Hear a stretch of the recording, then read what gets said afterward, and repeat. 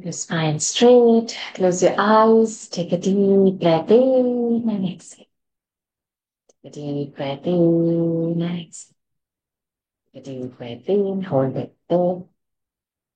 Hold.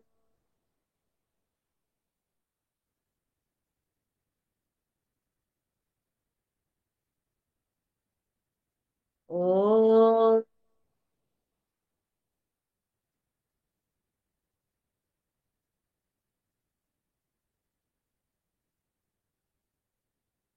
Hold.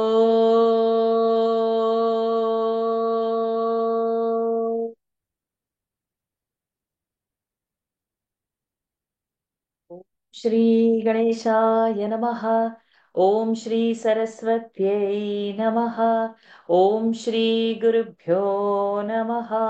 समस्तजनकल्याणे निरतं करुणामयं Namami चिन्मयं देवं सद्गुरुं ब्रह्मविद्वरं सद्गुरुं ब्रह्मविद्वरं यो अन्तः प्रविश्य मम वाचमिमां प्रसुप्तां सञ्जीवयत्यखिलशक्तिधरस्वधाम्ना अन्यांशः हस्तचरणश्रवणत्वगादीन् प्राणान्नमो भगवते पुरुषाय तुभ्यं प्राणान्नमो भगवते पुरुषाय तुभ्यं श्रीराम राम रामेति रमे रामे मनोरमे सहस्रनाम तत्तुल्यं रामनाम वरानने आपदामपहर्तारं दातारं सर्वसम्पदां लोकाभिरामं श्रीरामं भूयो भूयो नमाम्यहम् पूजन्तं राम रामेति मधुरं मधुराक्षरम्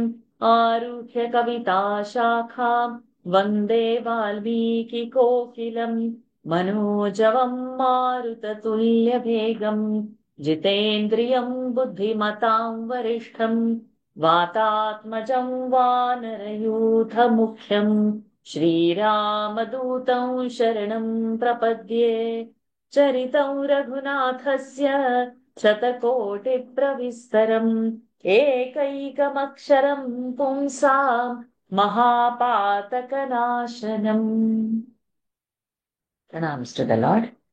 Pranams to all the Mahatmas in tonight's Valmiki Ramayana session.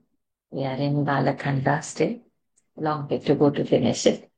We have completed 35 sargas. Straight away we'll start with the 36th one today.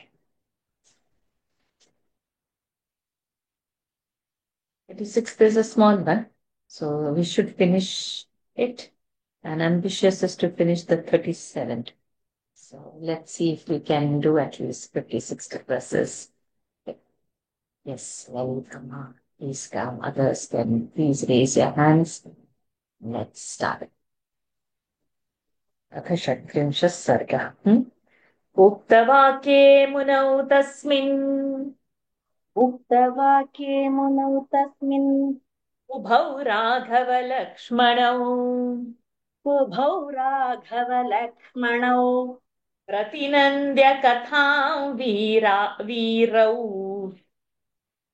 प्रतिनन्द्य कथां वीरौ ऊचतुर्मुनिपुङ्गवम् उचतुर्मुनिपुङ्गवम् ऊचतुर्दीर्घ उचतुर् ऊ is दीर्घ ऊचतुर्मुनिपुङ्गवम् उक्तवाक्ये मनौ तस्मिन् मुनौ उभौ not मुनौ उक्तवाक्ये मुनौ तस्मिन् उभौ राघवलक्ष्मणौ प्रतिनन्द्य कथां वीरौ ऊचतुर्मुनिपुङ्गवम्. The aforesaid sage Vishwamitra, having concluded his speech, both the heroes Sri Rama and Lakshmana hailed with joy the story of the two daughters of Himavan told by him and spoke as follows to Vishwamitra, the foremost of sages. उक्तवाक्ये मुनौ तस्मिन् उभौ राघवलक्ष्मणौ प्रतिनन्द्य कथां वीरौ ऊचतुर्मुनिपुङ्गवम् धर्मयुक्तमिदं ब्रह्मन् धर्मयुक्तमिदं ब्रह्मन् कथितं परमं त्वया। कथितं परमं त्वया। त इस् अल्पप्राण। कथितं परमं त्वया। दुहितुशैलराजस्य दुहितुशैलराजस्य ज्येष्ठाया वक्तुमर्हसि। ज्येष्ठाया वक्तुमर्हसि। विस्तरं विस्तरज्ञोऽसि। विस्तरं विस्तरज्ञोऽसि। दिव्यमानुषसम्भवम्। दिव्यमानुषसम्भवम्। धर्मयुक्तमिदं ब्रह्मन् कथितं परमं त्वया। दुहितः शैलराजस्य ज्येष्ठाया वक्तुमर्हसि। विस्तरं विस्तरज्ञोऽसि। दिव्यमानुषसम्भवम्। You have narrated, Holy Sir, this most excellent story, capable of conferring merit on those who hear it. Be pleased now to give a detailed account of Ganga, the elder daughter of Himavan, relating to her celestial and earthly career, since you know these details. धर्मयुक्तमिदं ब्रह्मन् कथितं परमं त्वया दुहितुशैलराजस्य ज्येष्ठाया वक्तुमर्हसि विस्तरं विस्तरज्ञोऽसि दिव्यमानुषसम्भवम् व्रीन्पथो हेतुना केन त्रीन् पथो हेतुना केन प्लावयेल्लोकपावनी प्लावयेल्लोकपावनी। कथं गङ्गा त्रिपथगा कथं गङ्गा त्रिपथगा विश्रुता सरिदुत्तमा विश्रुता सरिदुत्तमा। त्रीन् पथो हेतुना केन प्लावयेल्लोकपावनी। कथं गङ्गा त्रिपथगा विश्रुता सरिदुत्तमा। With what motive did that world purifying stream choose to wash all the three regions, heaven, earth, and the space intervening them? How did Ganga, which takes a threefold course, come to be known as the foremost of rivers? त्रीन्पथो हेतुना केन प्लावयेल्लोकपावनी कथं गङ्गा त्रिपथगा विश्रुता सरिदुत्तमा त्रिषु लोकेषु धर्मज्ञ त्रिषु लोकेषु धर्मज्ञ कर्मभिः कैः समन्विता कर्मभिः कैः समन्विता। तथा ब्रुवति काकुत्स्थे तथा ब्रुवति काकुत्स्थे विश्वामित्रस्तपोधनः विश्वामित्रस्तपोधनः। निखिलेन कथां सर्वाम् निखिलेन कथां सर्वाम् ऋषिमध्ये न्यवेदयत् ऋषिमध्ये न्यवेदयत्। पुरा रामकृतोद्वाहः पुरा रामकृतोद्वाहः शितिकण्ठो महातपाः शितिकण्ठो महातपा तपाः तपः। Okay, sorry, then I did. दृष्ट्वा च भगवान् देवीम् दृष्ट्वा च भगवान् देवी मैथुनायोपचक्रमे मैथुनायोपचक्रमे।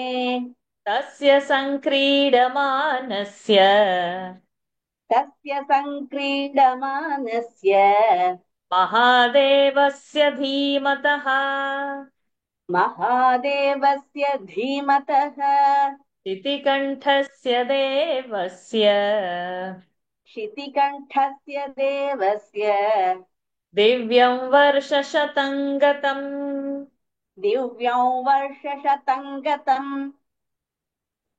त्रिषु लोकेषु धर्मज्ञ कर्मभिः कैः समन्विता। तथा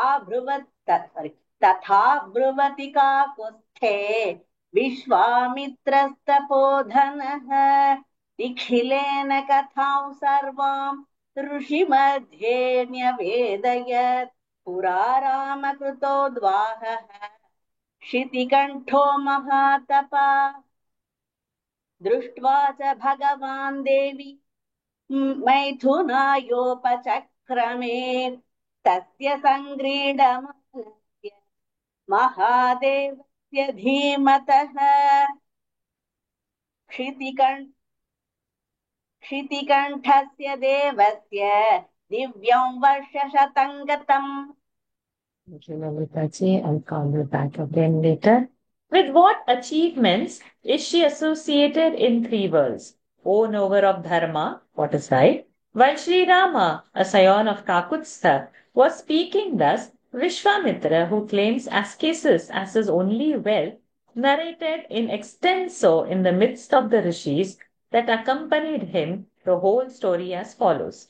Seeing goddess Parvati by his side, O Rama, Lord Shiva, who bears a blue patch on his throat, nay, who is noted for his great asceticism and had just married her, devoted himself to the delights of conjugal bliss. 100 celestial years, equivalent to 36,000 human years, rolled past the all-wise Lord Shiva, the supreme deity, while he sported with his spouse.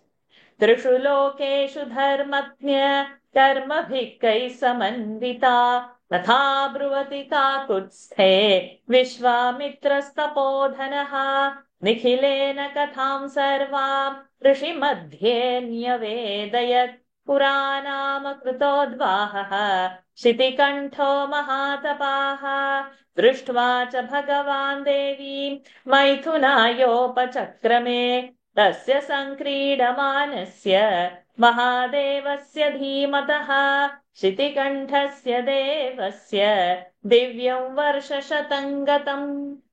There were 4 hands, now became 3 hands. I saw 4 hands, so I thought I'll divide by 7 and 6. Fine, Varsha ji. Actually, I shifted, so Okay. I raised my hand again. Okay, fine. Sajil ji. न चापि तनयो राम न चापि तनयो राम तस्यामासीत् परन्तप तस्यामासीत् परन्तप सर्वे देवाः समुद्युक्ताः सर्वे देवाः समुद्युक्ताः पितामहपुरोगमाः पितामहपुरोगमाः यदि होत्पद्यते भूतम् यदि होत्पद्यते भूतम् कस्तत्प्रतिसहिष्यति कस्तत्प्रतिसहिष्यति अभिगम्य सुराः सर्वे अभिगम्य सुराः सर्वे प्रणिपत्येदमब्रुवन् देवदेव महादेव देवदेव महादेव लोकस्यास्य हिते रत लोकस्यास्य हिते रत सुराणां प्रणिपातेन प्रसादं कर्तुमर्हसि प्रसादं कर्तुमर्हसि न चापि तनयो राम तस्यामासीत् परन्तप सर्वे देवाः समुद्युक्ताः पितामहपुरोगमाः यदि होत्पद्यते भूतं कस्तत्प्रतिसहिष्यति अभिगम्य सुराः सर्वे प्रणिपत्येदमब्रुवन् देवदेव महादेव लोकस्यास्य हिते रत सुराणां प्रणिपातेन प्रसादं कर्तुमर्हसि. Neither any son nor any daughter was, however, born of her. O Rama, the chastiser of hosts, all the gods with Brahma, the progenitor of the entire creation, as their leader, girded up their loins to stop the amorous sport. For they said to themselves, who will be able to bear the glory of the offspring that is born of this divine lady? Approaching him, and falling prostrate before him, all the gods addressed to him the following prayer. O Supreme Lord, the adored of all gods, devoted as you are to the good of this universe, be pleased to extend your grace to us gods with response to our prostrations. न चापि तनयो राम तस्यामासीत् परं तप सर्वे देवा समुद्युक्ताः पितामह पुरोगमाः यदि होत्पद्यते भूतं कस्तत्प्रतिसहिष्यति अभिगम्य सुराः सर्वे प्रणिपत्येदमब्रुवन् देवदेव महादेव लोकस्यास्य हिते रत सुराणां प्रणिपातेन प्रसादं कर्तुमर्हसि न लोकाधारयिष्यन्ति न लोकाधारयिष्यन्ति तव तेजस्सुरोत्तम तव तेजस्सुरोत्तम ब्राह्मेण तपसा युक्तः ब्राह्मेण तपसा युक्तः देव्या सह तपश्चर देव्या सह तपश्चर न लोकाधारयिष्यन्ति तव तेजस्सुरोत्तम ब्राह्मेण तपसा युक्तः देव्या सह तपश्चर. The worlds or the denizens will not be able to bear your glory in the shape of your progeny, O chief of gods. Therefore, rich as you are in ascesis in the form of oneness with Brahma, desist from enjoying the delights of connubial bliss and practice austerities along with your divine consort.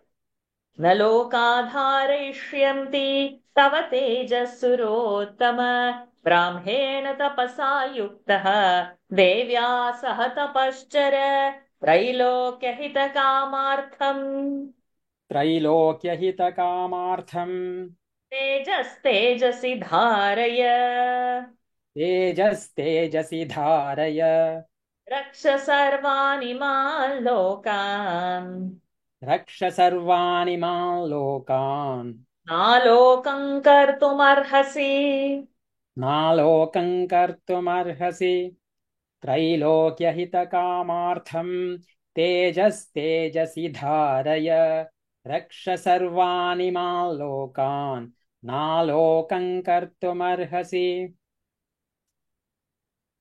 For the welfare of all the three worlds, which is your chief concern, pray retain your vital energy in your own glorious self, and thereby preserve all these worlds from destruction. For the son that will be born to you will be extremely glorious and will burn all the three worlds. Pray, do not bring about the extinction of the worlds.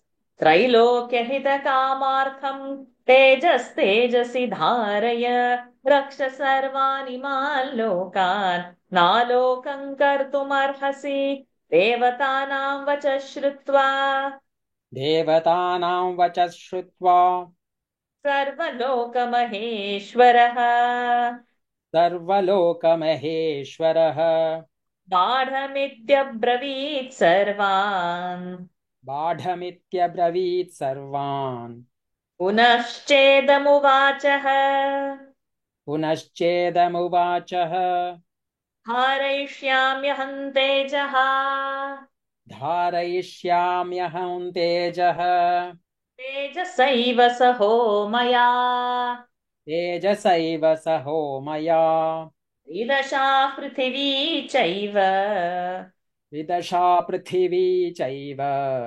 निर्वाणमधिगच्छतु निर्वाणमधिगच्छतु गच्छतु. हम्म। देवतानां वचः श्रुत्वा सर्वलोकमहेश्वरः बाढमित्यब्रवीत् सर्वान् पुनश्चेदमुवाचः धारयिष्याम्यहं तेजः तेजसैव सहो मया त्रिदशा पृथिवी चैव निर्वाणमधिगच्छतु. Hearing the remonstrance of the gods, Lord Shiva, the Caesarean Lord of all the worlds, said Amen, and further addressed the following words to them all. So the tradition goes. I, along with Uma, shall retain our vital energy by dint of our very glory, retentive power. Let the terrestrial globe, as also the other worlds, O gods, live in peace, that is free from fear of destruction. देवतानां वचः श्रुत्वा सर्वलोकमहेश्वरः बाढमित्यब्रवीत् सर्वान् पुनश्चेदमुवाचः धारयिष्याम्यहं तेजः तेजसैव सहो मया त्रिदशा पृथिवी चैव निर्वाणमधिगच्छतु. Lata ji.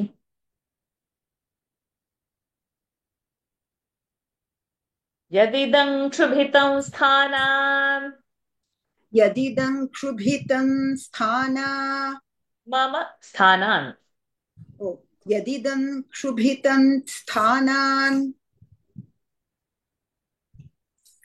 I said. स्थानात्. Yeah, sthanat is it? Oh. यदिदं क्षुभितं स्थानात् यदिदं क्षुभितं स्थानात् मम तेजो ह्यनुत्तमम् मम तेजो ह्यनुत्तमम् धारयिष्यति कस्तन्मे धारयिष्यति कस्तन्मे ब्रुवन्तु सुरसत्तमाः ब्रुवन्तु सुरसत्तमाः यदिदं क्षुभितं स्थानात् मम तेजो ह्यनुत्तमम् धारयिष्यति कस्तन्मे ब्रुवन्तु सुरसत्तमाः. But who shall receive that vital fluid of mine, unsurpassed as it is, which is already shaken from its seat in the heart? Tell me this, O jewels among gods. Yadidang shubhitam sthanat mama tejo hyanuttamam धारयिष्यति कस्तन्मे ब्रुवन्तु सुरसत्तमाः एवमुक्तास्ततो देवाः एवमुक्तास्ततो देवाः प्रत्युचुर्वृषभध्वजम् प्रत्युचुर्वृषभध्वजम् प्रत्युचुर्वृषभध्वजम्. Is it dha? It's bha and dha. Yeah. प्रत्युचुर्वृषभध्वजम् यत्तेजः क्षुभितं ह्यद्य यत्तेजः क्षुभितं ह्यद्यः ह्यद्य No visarga. यत्तेजः क्षुभितं ह्यद्य तद्धरा धारयिष्यति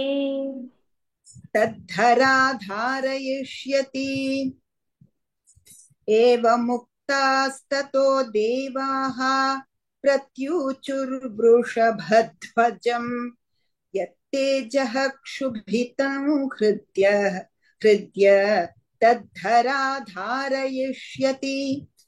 Questioned thus by Lord Shiva, the gods thereupon replied to Lord Shiva, whose ensign bears the device of a bull, Earth, who is capable of holding everything, will indeed receive the vital fluid that has got dislodged so far. Eva muktastato devaha pratyuchurvrishabhadvajam yattejaha kshubhitam hyadya tadhara dharayishyati eva muktas surapatihi एवमुक्तः सुरपतिः प्रमुमोच महाबलः तेजसा पृथिवी येन व्याप्ता स गिरिकानना एवमुक्तः सुरपतिः प्रमुमोच महाबलः तेजसा पृथिवी येन व्याप्ता स गिरिकानना.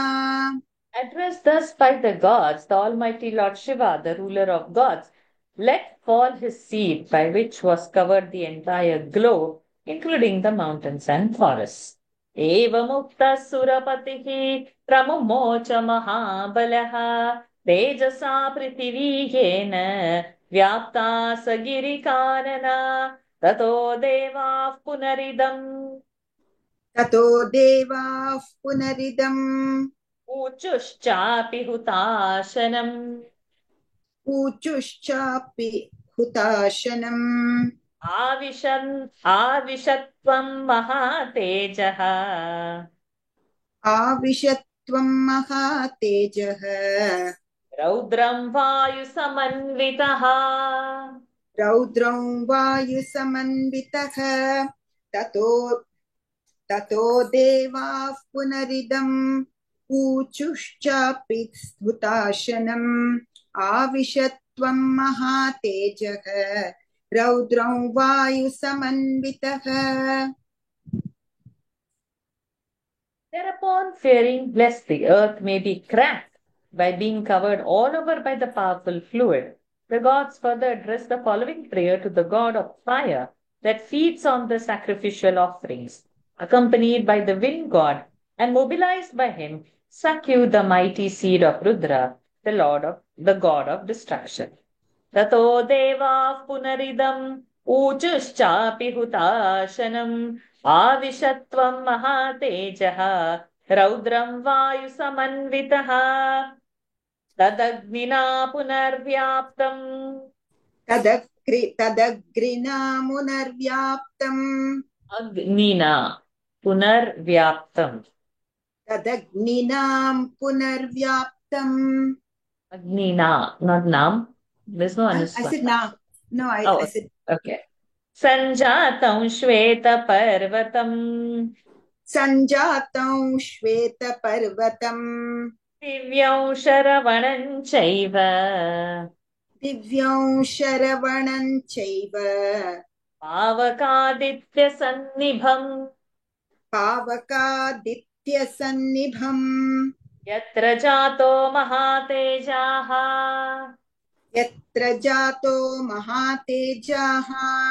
कार्तिकेयोऽग्निसम्भवः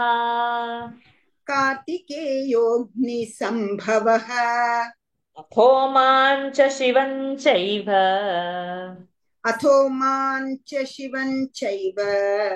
देवासर्षिगणास्तथा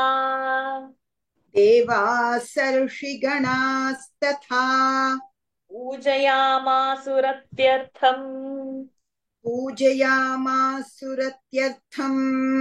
सुप्रीतमनसस्तदा अथ शैलसुता राम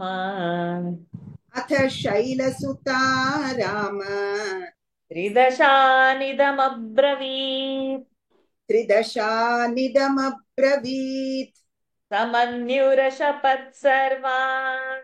तमन्युरशपत् सर्वान् क्रोधसंरक्तलोचना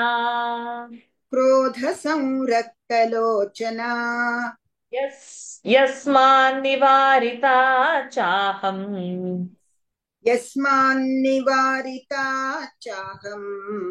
संगता पुत्रकाम्यया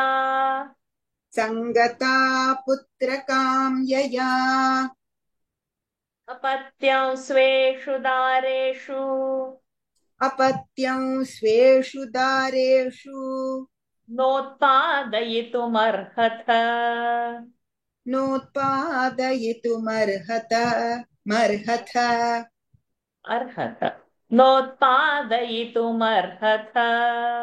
नोत्पादयितुमर्हथ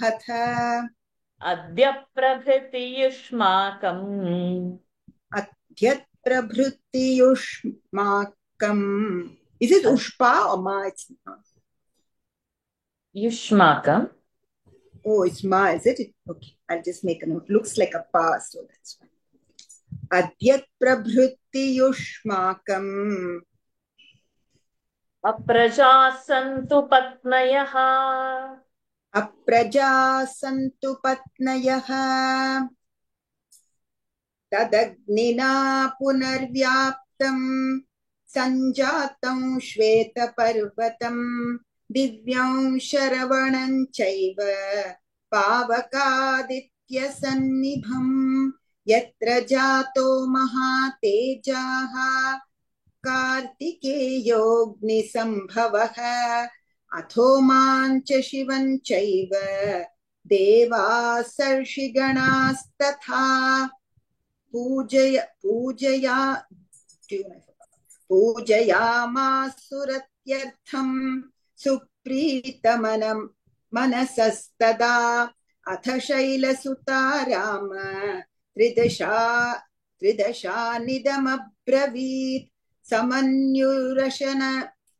समन्युरशपत् सर्वान् क्रोधसंरक्तलोचना यस्मान्निवारिता चाहं सङ्गता पुत्रकाम्यया अपत्यं स्वेषु दारेषु नोत्पादयितुमर्हथ अद्य प्रभृति युष्माकं प्रजाः सन्तु पत्नयः प्रजाः सन्तु अप्रजा. ओके अद्य प्रभृति युष्माकं अप्रजाः सन्तु पत्नयः. Concentrated by fire, assisted by the wind god, it now got consolidated into a white mountain and was subsequently transformed into a thicket of white reeds, resplendent as fire and the sun, in which was born the exceptionally glorious Kartikeya, so called because he was suckled later on by the deities presiding over the group of stars known by the name of Kritikas, who is accordingly spoken of as a fireborn.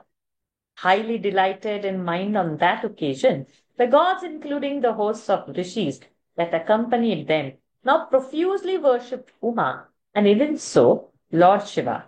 Thereupon, Uma, daughter of Himavan, with eyes bloodshot through anger, pronounced an imprecation on all gods and angrily addressed them as follows: Since I, who was united with my spouse with the desire of getting a son, have been deterred from the act by you, you shall no longer be able to beget any offspring through your respective consorts. Let your wives remain issueless from this day. तदग्निना पुनर्व्याप्तं सञ्जातं श्वेतपर्वतं दिव्यं शरवणं चैव पावकादित्यसन्निभं यत्र जातो महातेजाः कार्तिकेयोऽग्निसम्भवः धौमां च शिवं चैव देवासर्षिगणास्तथा पूजयामासुरत्यर्थं सुप्रीतमनसस्तदा अथ शैलसुता राम श्रीदशानिदमब्रवीत् समन्युरशपत् सर्वान् क्रोधसंरक्तलोचना यस्मात् निवारिता चाहं सङ्गता पुत्रकाम्यया अपत्यं स्वेषु दारेषु नोत्पादयितुमर्हथ अद्य प्रभृति युष्माकम् अप्रजा सन्तु पत्नयः.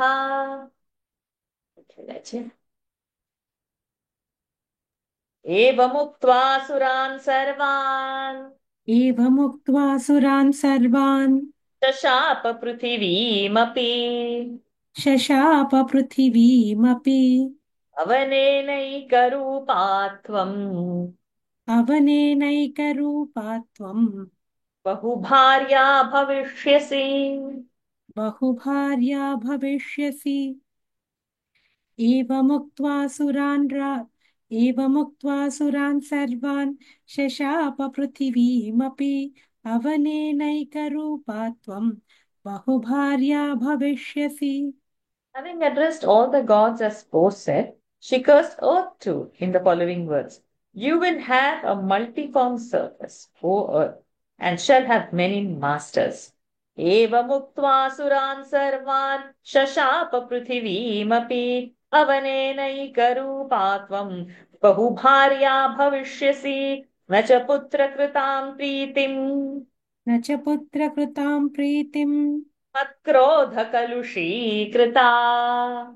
मत्क्रोधकलुषीकृता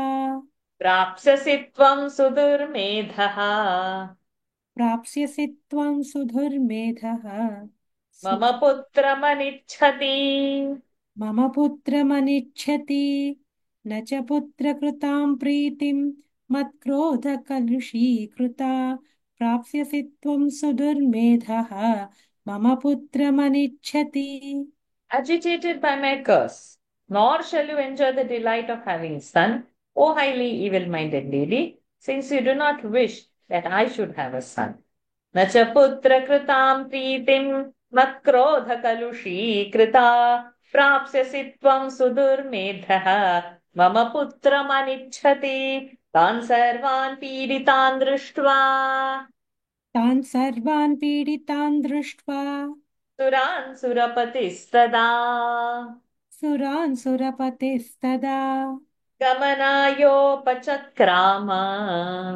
गमनायोपचक्राम दिशं वरुणपालिताम् दिशं वरुणपालितां तान् सर्वान् पीडितान् दृष्ट्वा सुरान् सुरपतिस्तदा गमनायोपचक्राम दिशं वारुणपालिताम् Seeing all those gods tormented by the curse of his spouse, Lord Shiva, the ruler of gods, prepared to proceed in westerly direction, the quarter ruled over by Varuna, the god of water. तान् सर्वान् पीडितान् दृष्ट्वा सुरान् सुरपतिस्तदा गमनायोपचक्राम दिशं वरुणपालिता स गत्वा तप आतिष्ठत् स गत्वा तप आतिष्ठत् पार्श्वे तस्योत्तरे गिरेः पार्श्वे तस्योत्तरे गिरेः हिमवत्प्रभवे शृङ्गे हिमवत्प्रभवे शृङ्गे सह देव्या महेश्वरः सह देव्या महेश्वरः स गत्वा तपातिष्ठत् पार्श्वे तस्योत्तरे गिरेः हिमवत्प्रभवे शृङ्गे सह देव्या महेश्वरः. Going there, the celebrated Lord Shiva, the supreme divinity, took to asceticism along with his consort, goddess Parvati, on the summit called Himavat Prabhava in the northern wing of the celebrated mountain Himalaya. Sagatva tapatishkat parshve tasyottare girehe Himavat Prabhave shringe Sahadevya Maheshwaraha Eshate Vistaro Rama एष ते विस्तरो राम शैलपुत्र्या निवेदितः शैलपुत्र्या निवेदितः गङ्गायाः प्रभवन् चैव गङ्गायाः प्रभवन् चैव शृणु मे सह लक्ष्मण शृणु मे सह लक्ष्मण एष ते विस्तरो राम शैलपुत्र्या निवेदितः गङ्गायाः प्रभवन् चैव शृणु मे सह Lakshman. In this way have I told you, O Rama, a detailed account of goddess Uma, daughter of Himavan. Now hear from me, along with Lakshmana, the story of the origin of Ganga too. एष ते विस्तरो राम शैलपुत्र्या निवेदितः गङ्गायाः प्रभवन् चैव शृणु मे सह लक्ष्मण ॐ तत्सत् इत्यार्षे श्रीमद् रामायणे वाल्मीकिये आदिकाव्ये बालकाण्डे 36 सर्गः हरिः ओम् ॐ तत्सत् इत्यार्षे श्रीमद् रामायणे वाल्मीकीये आदिकाव्ये बालकाण्डे 36 सर्गः हरिः ओम्. With His grace, we have completed this sarga. We continue immediately the next. Saptatrimsha sarga. Nikhilaji continue. Tapyamane tada deve. तप्यमाने तदा देवे सेन्द्रासाग्नि पुरोगमाः. सेन्द्रासाग्निपुरोगमाः सेनापतिमभीप्सन्तः. सेनापतिमभीत्सन्तः पितामहमुपागमन्. पितामहमुपागमन् ततो ब्रुवन् सुराः सर्वे ततो ब्रुवन् सुराः सर्वे भगवन्तं पितामहम् भगवन्तं पितामहम् प्रणिपत्य सुरा नाम प्रणिपत्य सुरा राम प्रणिपत्य सुरा राम तेन्द्रासाग्निपुरोगमाः सेन्द्रासाग्निपुरोगमाः येन सेनापतिर्देव येन सेनापतिर्देव तत्तो भगवता पुरा दत्तो भगवता पुरा स तपः परमास्थाय स तपः परमास्थाय तप्यते स्म स होमया तप्यते स्म स होमया यदत्रानन्तरं कार्यम् यदत्रानन्तरं कार्यम् लोकानां हितकाम्यया लोकानां हितकाम्यया संविधत्स्व विधानज्ञ संविधत्स्व विधानज्ञ त्वं हि नः परमागतिः त्वं हि नः परमागतिः देवतानां वचः श्रुत्वा देवतानां वच श्रुत्वा सर्वलोकपितामहः सर्वलोकपितामहः सान्त्वयन् मधुरैर्वाक्यैः सान्त्वयन् मधुरैर्वाक्यैः विदशानिदमब्रवीत् त्रिदशानिदमब्रवीत् तप्यमाने तदा देवे सेन्द्रासाग्निपुरोगमाः सेनापतिमभीत्सन्तः पितामहमुपागमन् ततो ब्रुवन् सुराः सर्वे भगवन्तं पितामहं प्रणिपत्य सुरा राम सेन्द्रासाग्निपुरोगमाः येन सेनापतिर्देव दत्तो भगवता पुरा स तपः परमास्थाय तप्यते स्म स होमया यदत्रानन्तरं कार्यं लोकानां हितकाम्यया संविधत्स्व विधानज्ञ त्वं हि नः परमागतिः देवतानां वच श्रुत्वा सर्वलोकपितामहः सान्त्वयन् मधुरैर्वाक्यैः त्रिदशानिदमब्रवीत्. At that time, while the divinity, Lord Shiva was busy practicing austerities along with his consort, Goddess Uma. The gods, along with Indra, their ruler, and accompanied by the god of fire as their leader, approached Brahma, the progenitor of the entire creation, seeking to secure a commander for their forces. Falling prostrate before him, all the gods, including Indra and accompanied by the god of fire as their leader thereupon, addressed the venerable Brahma as follows: O Rama, the delighter of gods, resorting to supreme asceticism, the Almighty Lord Shiva, O glorious one, by whom a commander of our forces was vouchsafed in the form of seed some time back, is practicing austerities along with goddess Uma, his consort. Pray, accomplish what should be done next in this connection with the intention of doing good to the worlds. O knower of expedience, since you are our supreme resort. Hearing the submission of the gods, Brahma, the progenitor of the whole universe, addressed the following words to the gods, comforting them with the sweet assurances.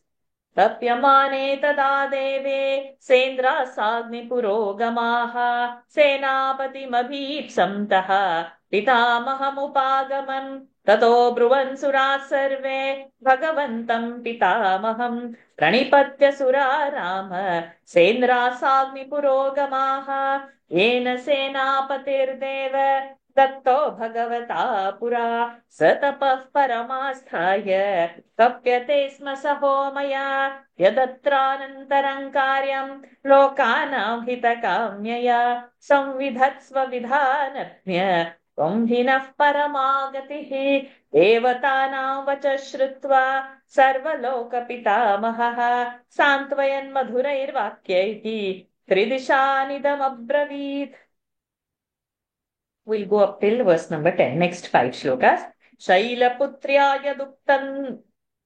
yaduktan tat शैलपुत्र्या यदुक्तं तत् न प्रजास्वासु पत्नीषु न प्रजास्वासु पत्नीषु तस्यावचनमक्लिष्टम् तस्यावचनमक्लिष्टम् सत्यमेव न संशयः सत्यमेव न संशयः यम् आकाशगङ्गा च यमाकाशगङ्गा च यस्यां पुत्रं हुताशनः यस्यां पुत्रो हुताशनः जनयिष्यति देवानाम् जनयिष्यति देवानाम् सेनापतिमरिन्दमम् सेनापतिमरिन्दमम् ज्येष्ठा शैलेन्द्रदुहिता ज्येष्ठा शैलेन्द्रदुहिता मानयिष्यति तं सुतम् मानयिष्यति तं सुतम् उमायास्तद्बहुमतम् उमाया सद्बहुमतम् सदल सारी उमायास्तद्बहुमतम् उमायास्तद्बहुमतम् भविष्यति न संशयः भविष्यति न संशयः तच्छ्रुत्वा वचनं तस्य न श्रुत्वा वचनं तस्य कृतार्था रघुनन्दन कृतार्था रघुनन्दन प्रणिपत्य सुराः सर्वे प्रणिपत्य सुराः सर्वे पितामहमपूजयन् पितामहमपूजयन् ते गत्वा परमौ राम ते गत्वा परमौ राम कैलासन्धातुमण्डितम् कैलासन्धातुमण्डितम् अग्निनियोजयामासुः अग्निन्नियोजयामासुः पुत्रार्थं सर्वदेवताः पुत्रार्थं सर्वदेवताः शैलपुत्र्याय दुःखं तत् न प्रजास्वासु पत्नीषु तस्य वचनमक्लिष्टं सत्यमेव न संशयः इयमाकाशगङ्गा च यस्यां पुत्रं हुताशनः जनयिष्यति देवानां सेनापतिमरिन्दमं ज्येष्ठा शैलेन्द्रदुहिता मानयिष्यति तं सुतम् उमायास्तद्बहुमतम् मायास्तद्बहुमतं भविष्यति न संशयः तच्छ्रुत्वा वचनं तस्य कृतार्था रघुनन्दन प्रणिपत्य सुराः सर्वे पितामहमपूजयन् ते गत्वा परमौ Ram कैलासन्धातुमण्डितम् अग्निनियोजयामासुः पुत्रार्थं सर्वदेवताः Okay, so what has been, so now comforting the gods are saying, okay, what has been uttered by goddess Parvati, the daughter of Himavan, that you will have no progeny through your wives, must be true. There is no doubt about it, for her imprecation is unobstructed. Here is the heavenly Ganga, through whom the god of fire will, by placing in her seed of Lord Shiva, cause to be born a son capable of subduing his enemies, who will turn out to be the commander of the celestial armies. Ganga, the elder daughter of the king of mountains, will account him as her own son, and that belief of hers will be made much of even by Uma, her younger sister. There is no doubt about it. Satisfied to hear the above reply of Brahma, and falling prostrate before him, O scion of Raghu, all the gods venerated him. Reaching the most excellent Kailasa, rich in minerals, O Rama, all the divinities urged the god of fire to produce a son fit to command the celestial armies. Shailaputrya duktan tat न प्रजास्वासु पत्नीषु तस्यावचनमक्लिष्टम् सत्यमेव न संशयः यमाकाशगङ्गा च यस्यां पुत्रं हुताशनः जनयिष्यति देवानां सेनापतिमरिन्दमम् ज्येष्ठा शैलेन्द्रदुहिता मानयिष्यति तं सुतम् उमायास्तद्बहुमतं भविष्यति न संशयः तच्छ्रुत्वा वचनं तस्य कृतार्था रघुनन्दन प्रणिपत्य सुराः सर्वे पितामहमपूजयन् ते गत्वा परमौ Ram कैलासं धातुमण्डितम् अग्निनियोजयामासुः पुत्रार्थं सर्वदेवताः.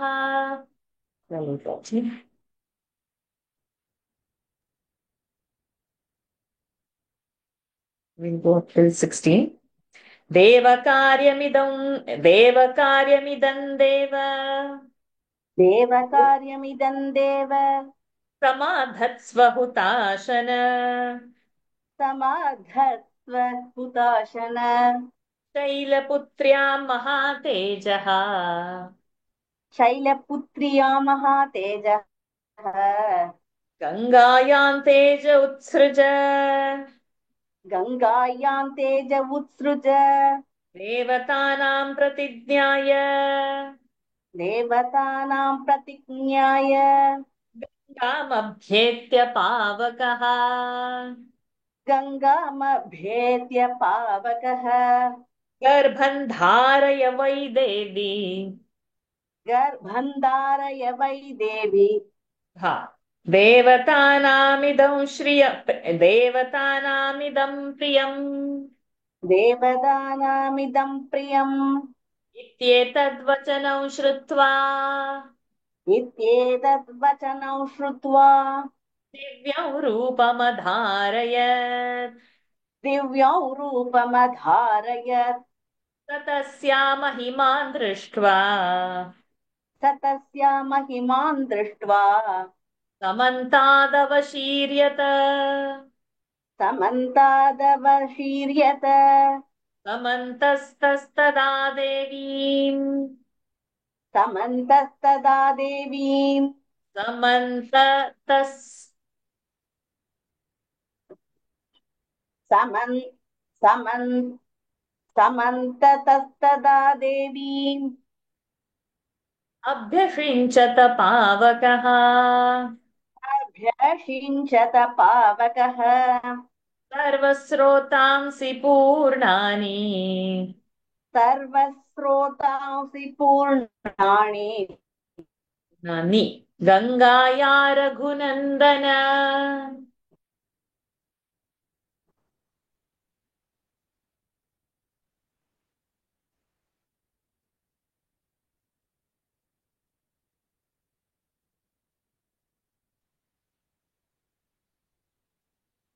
My connection went back again. गङ्गाया Raghunandan गङ्गाया Raghunandan तमुवाच ततो गङ्गा तमुवाच ततो गङ्गा सर्वदेव पुरोगमम् सर्वदेव पुरोगमम् अशक्ताधारणे देव अशक्ताधारणे देव तेजस्तव समुद्धतम् तेजस्तव समुद्धतम् दह्यमानाग्निना तेन दह्यमानातेन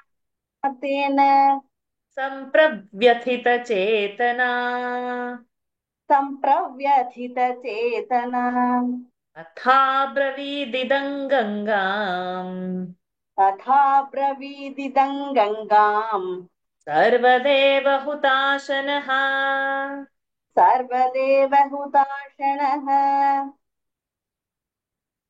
देवकार्यमिदं देव समाधस्व हुताशन शैलपुत्र्यां महातेजाः गङ्गायां तेज उत्सृज देवतानां प्रतिज्ञाय गङ्गामभ्येत्य पावकः गर्भं धारय वै देवी देवतानामिदं प्रियम् इत्येतत् वचनं श्रुत्वा दिव्यं रूपमधारयत् स तस्या महिमां दृष्ट्वा समन्तादवशीर्यत समन्ततस्तदा देवीम् अभ्यषिञ्चत पावकः अभ्यषिञ्चत पावकः सर्व सर्व सर्व सारी सर्वस्रोतांसि पूर्णानि गङ्गाया रघुनन्दन तमुवाच ततो गङ्गा सर्वदेव पुरोगमम् अशक्ता धारणे देव तेजस्तव समुद्धतम् दह्यमानाग्निना तेन सम्प्रव्यथितचेतना अथाब्रवीदिदं गङ्गां सर्वदेवहुताशनः Said to him, accomplish this object of gods, O exceptionally glorious God of fire. Place in Ganga, the daughter of Himavan, the seed of Lord Shiva, born by you.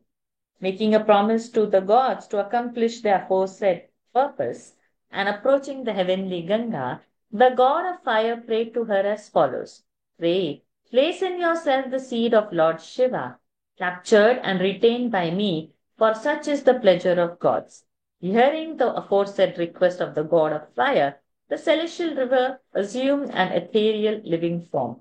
Beholding her exquisiteness of form, the seed of Lord Shiva melted on all sides. The god of fire then impregnated her on all sides in such a way that all her veins were saturated with the seed, O scion of Raghu. Burning with that fiery seed, and with her mind extremely agonized, Ganga thereupon spoke as follows to the celebrated god of fire, the leader of all gods. I am unable, O Shining One, to bear the seed of Lord Shiva, intensified by thine own.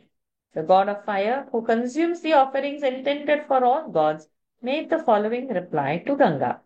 देवकार्यमिदं देव समाधत्स्वहुताशन शैलपुत्र्यां महातेजः गङ्गायां तेज उत्सृज देवतानां प्रतिज्ञाय गङ्गामभ्येत्य पावकः गर्भं धारय वै देवी देवतानामिदं प्रियम् इत्येतद्वचनं श्रुत्वा दिव्यं रूपमधारयत् स तस्या महिमान् दृष्ट्वा समन्तादवशीर्यत समन्ततस्तदा देवीम् अभ्यषिञ्चत पावकः सर्वस्रोतांसि पूर्णानि गङ्गाया रघुनन्दन तमुवाच ततो गङ्गा सर्वदेव पुरोगमम् शक्ताधारणे देव तेजस्तव समुद्धतम् गृह्यमानाग्निना तेन सम्प्रव्यथितचेतना अथा ब्रवीदिदं गङ्गां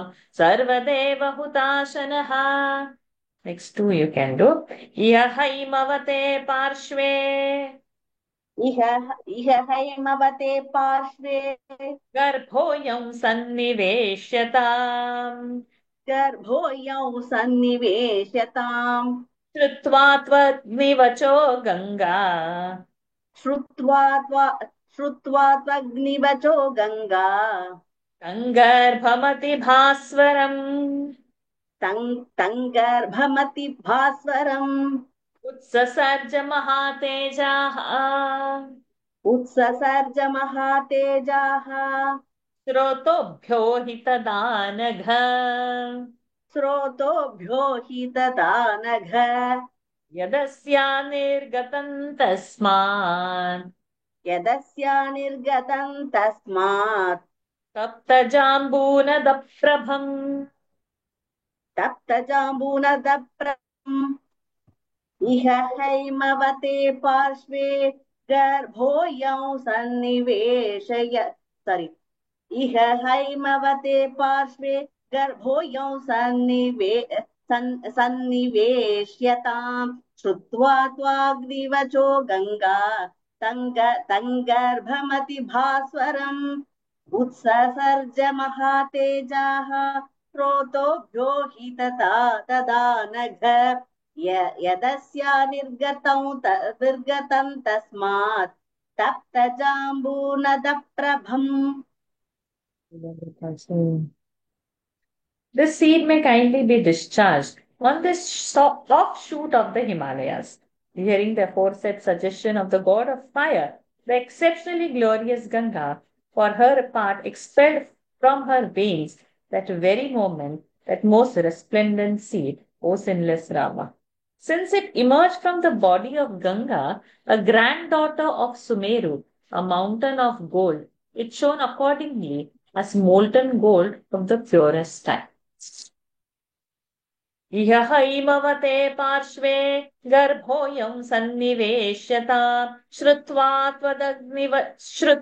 त्वग्निवचो गङ्गा तङ्गर्भमति भास्वरम् उत्ससर्ज महातेजाः स्रोतोभ्यो हि तदा नघ यदस्या निर्गतं तस्मात् तप्तजाम्बूनदप्रभम्. Sachi, though the time is up, we are going to borrow our time till daily with as usual. We'll aim to complete the chapter. Let us see. Okay, so we will do 7 verses for you.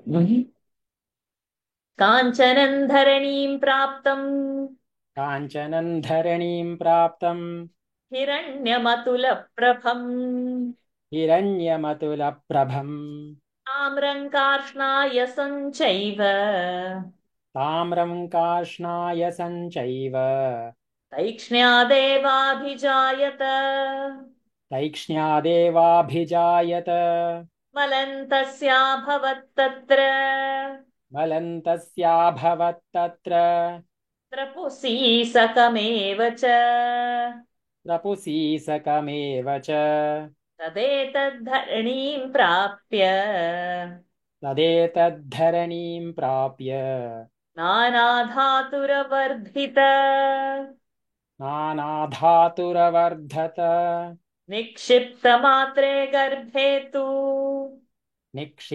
निक्षिप्तमात्रे गर्भे तु तेजोभिरभिरञ्जितम् तेजोभिरभिरञ्जितम् सर्वं पर्वतसन्नद्ध सर्वं पर्वतसन्नद्ध सौवर्णमभवद्वनम् वनम् जातरूपमिति ख्यातम् जातरूपमिति ख्यातम् तदा प्रभृति राघव तदा प्रभृति राघव सुवर्णं पुरुषव्याघ्र सुवर्णपुरुषव्याघ्र हुताशनसमप्रभम् हुताशनसमप्रभम् तृणवृक्षलतागुल्मम् तृणवृक्षलतागुल्मम् सर्वं भवति काञ्चनम् सर्वं भवति काञ्चनम् तङ्कुमारं ततो जातम् तङ्कुमारं ततो जातम् सेन्द्रासह मरुद्गणाः सह मरुद्गणाः. Okay, we had to do that Truna Vriksharata, but never mind. क्षीरसम्भावनार्थाय क्षीरसम्भावनार्थाय कृत्तिकाः समयोजयन् Krittika समयोजयन् ताः क्षीरं जातमात्रस्य ताः क्षीरं जातमात्रस्य कृत्वा समयमुत्तमम् कृत्वा समयमुत्तमम् ददुः पुत्रोऽयमस्माकम् ददुः पुत्रोऽयमस्माकम् सर्वासामिति निश्चिताः सर्वासामिति निश्चिताः ततस्तु देवताः सर्वाः ततस्तु देवताः सर्वाः कार्तिकेय इति ब्रुवन् कार्तिकेय इति ब्रुवन् पुत्रस्त्रैलोक्यविख्यातः पुत्रस्त्रैलोक्यविख्यातः भविष्यति न संशयः भविष्यति न संशयः तुमो तेषां तद्वचनं श्रुत्वा तेषां तद्वचनं श्रुत्वा स्कन्दं गर्भपरिस्रवे कन्नं गर्भपरिस्रवे स्नापयन् परया लक्ष्म्या नापयन् परया लक्ष्म्या स्नापयन् परया लक्ष्म्या दीप्यमानं यथानलम् दीप्यमानं यथानलम् स्कन्द इत्यब्रुवन् देवाः स्कन्द इत्यब्रुवन् देवाः कन्नं गर्भपरिस्रवे कन्नं गर्भपरिस्रवे कार्तिकेयं महाबाहुम् कार्तिकेयं महाबाहुम् काकुत्स्थज्वलनोपमम् काकुत्स्थजलनोपमम् काञ्चनं धरणीं प्राप्तं हिरण्यमतुलप्रभम् ताम्रं कार्ष्णायसम् ताम्रं कार्ष्ण्यायसञ्चैव कार्ष्ण ताम्रं Karshneya is not there. Gnaya is not there. Karshna. ताम्रं कार्ष्णायसञ्चैव तैक्ष्ण्यादो देवाभिजायत मलन्तस्याभवत्तत्र त्रपुसीसकमेव च तदेतद्धरणीं प्राप्य नानाधातुरवर्धत निक्षिप्तमात्रे गर्भे तु तेजोभिरभिरञ्चितम् सर्वं पर्वतसन्नद्ध सौवर्णमभवद्वनम् जातरूपमिति ख्यातं तदा प्रभृति राघव सुवर्णं पुरुषव्याघ्र हुताशनसमप्रभम् तृणवृक्षलतागुल्मं सर्वं भवति काञ्चनम् तङ्कुमारं ततो जातं सेन्द्रासहमरुद्रणाः क्षीरसम्भावनार्थाय कृतिका समयोजयन् Double th. कृत्तिका समयोजयन् ताः क्षीरं जातमात्रस्य कृत्वा समयमुत्तमम् ददुः प्रत्पुत्रोऽयमस्माकम् सर्वासामिति निश्चिताः ततस्तु देवता सर्वाः कार्तिकेय इति ब्रुवन् पुत्रस्त्रैलोक्यविख्यातः भविष्यति न संशयः तेषां तद्वचनं श्रुत्वा स्कन्नं गर्भपरिस्रवे स्नापयन् परया लक्ष्म्या दीप्यमानं यथानलम् स्कन्द इत्यब्रुवन् देवाः स्कन्नं गर्भपरिस्रवे कार्तिकेयं महाबाहुं काकुत्स्थज्वलनोपमम् Thank you, Sajid. Its residue that fell on the earth turned into gold and silver of matchless splendor. Due to the very severity of its heat, even distant areas were converted into copper and iron. Its dross turned into tin and lead on the earth. In this way, on reaching the earth, the seed of Lord Shiva grew to be various metals. The moment the seed was deposited on earth, really speaking, the entire thicket of white reeds referred to in verse 18 above, along with the white mountain, was irradiated with splendor and turned into gold. From that time onward, O scion of Raghu, gold, which shines like fire, came to be known as Jata Rupa, because it was at that time that its splendid form was brought to light. O tiger among men, and the grass, the creeper, plants, the trees, and the gulma all turned into gold by the contact of that seed.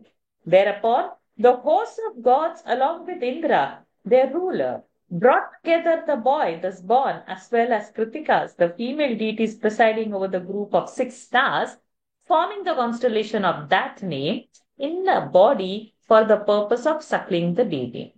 Having arrived at the sublime understanding that the baby in question would be the son of them all, and determined accordingly, they synchronously suckled the boy as soon as he was born. Thereupon, all the gods said, the boy will be celebrated in all the 3 worlds, heaven, earth, and space, intervening them.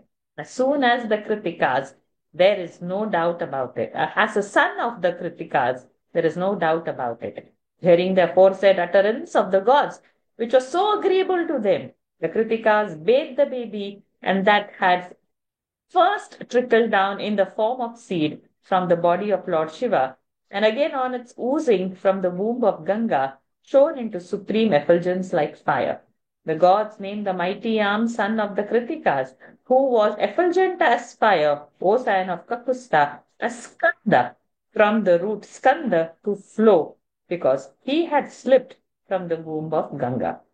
काञ्चनम् धरणीम् प्राप्तम् हिरण्यमतुलप्रभम् ताम्रम् कार्ष्णायसम् चैव वैक्ष्ण्यादेवाभिजायत बलम् तस्याभवत् प्रपुसीसकमेव च तदेतद्धरणीम् प्राप्य नानाधातुरवर्धत निक्षिप्तमात्रे गर्भे तु तेजोभिरभिरञ्जितम् सर्वम् पर्वतसन्नद्ध सौवर्णमभवद्वनम् जातरूपमिति ख्यातम् तदा प्रभृति राघव स्वर्णम् पुरुषव्याघ्र हुताशनसमप्रभम् तृणवृक्षलता गुल्मम् सर्वम् भवति काञ्चनम् तङ्कुमारम् ततो जातम् सेन्द्रासह मरुद्गणाः क्षीरसम्भावनार्थाय कृत्तिका समयोजयन् ताः क्षीरम् जातमात्रस्य कृत्वा समयमुत्तमम् तदुः पुत्रोऽयमस्माकम्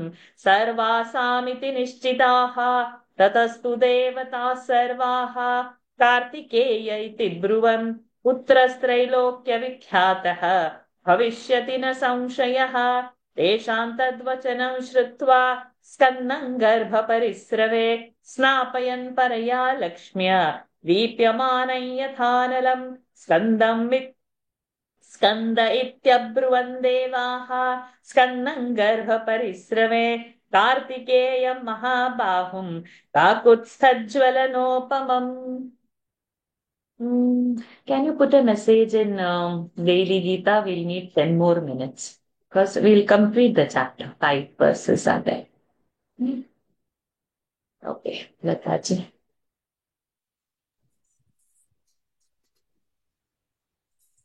प्रादुर्भूतं ततः क्षीरम्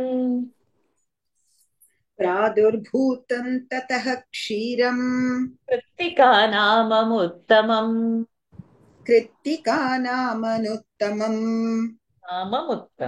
नाममुत्तमः correct. No, you are correct. षण्णाषडाननो भूत्वा जग्राहस्तनजम्पयः गृहीत्वा क्षीरमेकान्हा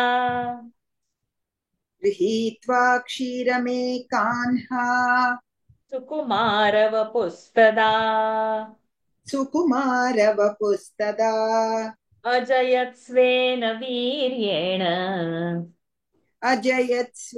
वीर्येण दैत्यसैन्यगणान् विभुः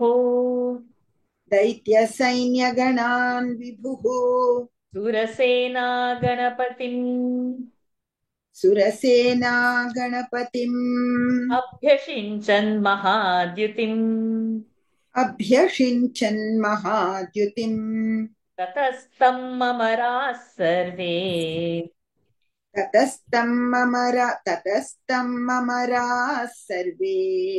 समेत्याग्निपुरोगमाः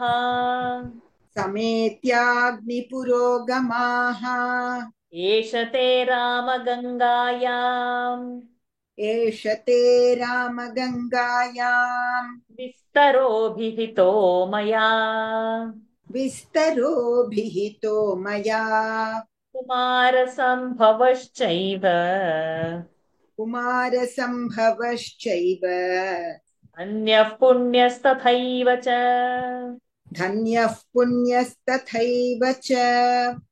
भक्तश्च यः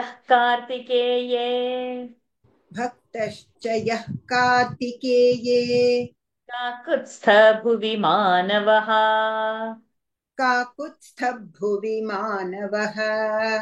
आयुष्मान् पुत्रपौत्रैश्च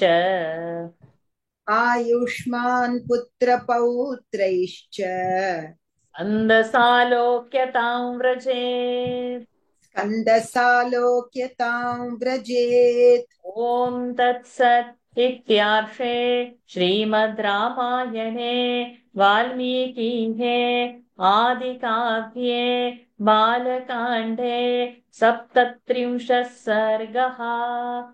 You can say it all Om. together with that. When you Okay, I complete will your say mind, it. all Yes. together along with it. Okay. Pradurbhutam tataksh. Am I right or Tataha. no? Skanda No. ityabhruvante. No. Pradurbhutam only. Tataha you said. Tataha you say the full visarga. Yeah.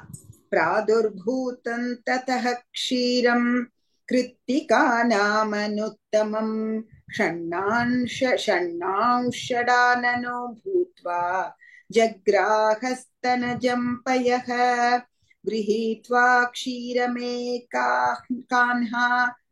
सुकुमारवपुस्तदा अजयत्स्वेन वीर्येण दैत्यसैन्यगणान् विभुः सुरसेना गणपतिम् अभ्यषिञ्चन् महाद्युतिम् ततस्तममराः सर्वे समेत्याग्निपुरोगमाः एष ते रामगङ्गायां विस्तरोभिहितो मया कुमारसम्भवश्चैव धन्यः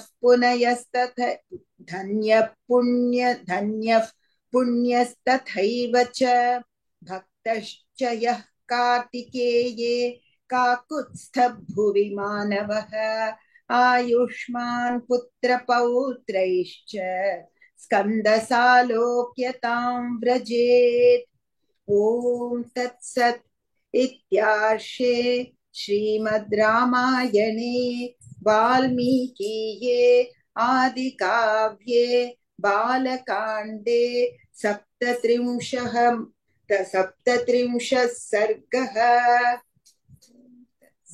Thank you, Lataji. Then there appeared milk, exhaled by no other milk, in the breasts of the Kritikas, and growing 6 days, the baby suckled the milk flowing from the breasts of all the 6 together.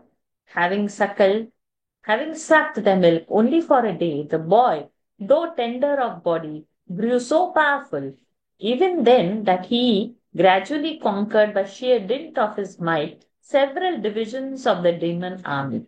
Meeting together all the gods, headed by the god of fire, they installed with due ceremony that exceptionally glorious boy as the commander of celestial forces. In this way has been told by me, O Rama, the detailed narrative of the Ganga, as also the story of advent of Kumara, son of Lord Shiva, which confers wealth as well as religious merit on the hearer as well as on the reader.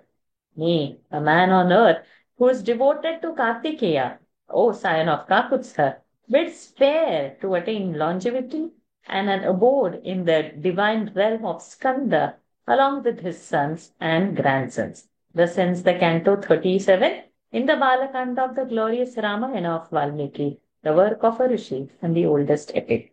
प्रादुर्भूतं ततः क्षीरं कृत्तिकानामनुत्तमं षण्णांषडाननो भूत्वा जग्राहस्तनजं पयः गृहीत्वा क्षीरमेकान्था सुकुमारवपुस्तदा अजयत्स्वेन वीर्येण दैत्यसैन्यगणान् विभुः सुरसेना गणपतिम् अभ्यषिञ्चन् महाद्युतिम् ततस्तममराः सर्वे समेत्याग्निपुरोगमाः एष ते रामगङ्गायां विस्तरोभिहितो मया कुमारसम्भवश्चैव धन्यः पुण्यस्तथैव च भक्तश्च यः कार्तिकेये काकुत्स्थ भुवि मानवः आयुष्मान् पुत्रपौत्रैश्च स्कन्दसालोक्यतां व्रजेत् ॐ तत्सत् इत्यार्षे श्रीमद् रामायणे वाल्मीकिहे आदिकाव्ये बालकाण्डे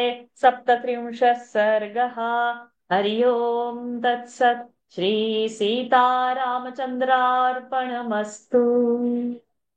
With His grace, we raced through this 37 chapter, which is so complicated actually. It means there are so many hidden meanings of what is it, and probably we'll just leave a sankalpa at that may we be guided to understand. We have read, we understand the meaning of the words, But what is the wisdom behind those words? We need somebody to guide us. So may Lord bless us with such a guide who will tell us the deeper meanings of this particular sarga that we have read, which is so pregnant with so much of wisdom. Nikhilaji, your hand is raised for some reason. Question? Maybe you've not taken it up, doesn't it? Okay, so let's run for daily Gita.